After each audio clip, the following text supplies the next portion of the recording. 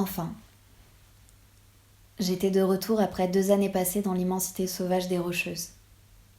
Et je m'apprêtais à retrouver mon père, qui ne m'attendait pas.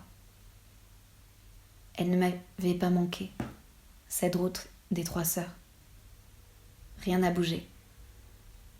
J'entre trop vite dans le rond-point, le compteur affiche 80 km/h. Personne ne viendra se plaindre de ce que j'ai fendu giratoire en son centre. Personne n'est là. Et au pire, je meurs. Mon genou, le temps d'une fraction de seconde, lèche la balise jaune. Je l'ai vue à l'envers. Je ne sais pas ce qu'elle signale. Je n'ai pas peur. La matière ne m'effraie pas. Leurs panneaux, leurs poteaux, leurs murs, leurs tôles de métal, leurs grillages et leurs trottoirs ne m'effraient pas. Au pire, je meurs. Il y a un lampadaire qui me prévient que la vitesse se limite à 30 km/h. J'accélère alors. Plus vite arrivé, plus vite reparti. Voilà que je trouve un avantage à leur obéissance. Ils ont vidé les rues. La vélocité ne s'encombre plus de la moindre limite. Le grand axe de bitume s'étend au-delà de mes yeux. Je ne peux pas en voir la fin, mais je peux la sentir. Elle est proche. Il y a des voitures flambantes garées à leur bonne place, des bâtiments entretenus, des portails qui semblent ne pas avoir cessé de s'ouvrir et se refermer. J'aurais espéré un abandon total, que la nature avale tout ça. Je lève les yeux au ciel sous la visière de mon casque. Toujours ce nuage gris au-dessus de la ville. Cette brume chimique qui fait pleurer des particules de plastique sur le goudron. Les arbres ont été taillés récemment devant le parking de métro. Qui a encore accès à cette ancienne depuis que les restaurants et les bars ont fermé ? Depuis que les événements se résument à un repas de Noël en comité restreint ? J'accélère. Je sens dans mon bas-ventre des picotements. J'accélère encore. Il y a une vague sur mon chemin. La route se creuse profondément. De loin, je ne vois pas le fond, mais j'aperçois la seconde vague, celle qui remonte encore plus haut. Je ne décélère pas. La Harley s'envole. Je sais retomber sur mes pattes. Et puis au pire.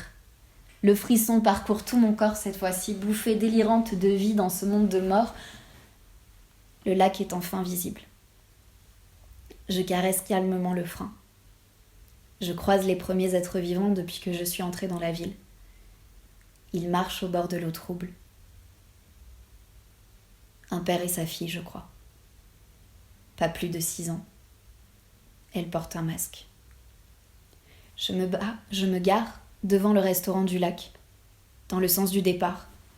Plus vite arrivé, plus vite reparti. Papa ? Je suis venue te chercher. Je remonte sur la bécane. La selle arrière restera vide. Chemin inverse. Une crampe au ventre me surprend. Une douleur explose dans mon vagin. Je vais me mettre à saigner. J'accélère.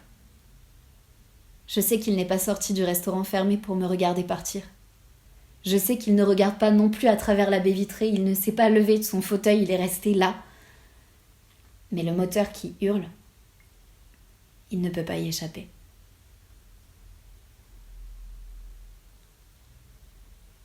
Qu'est-ce qu'ils vont dire dans les Rocheuses ?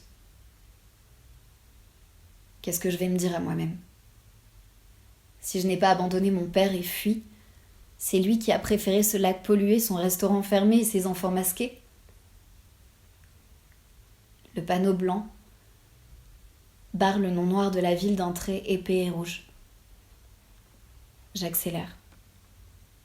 Encore j'accélère. Et puis au pire,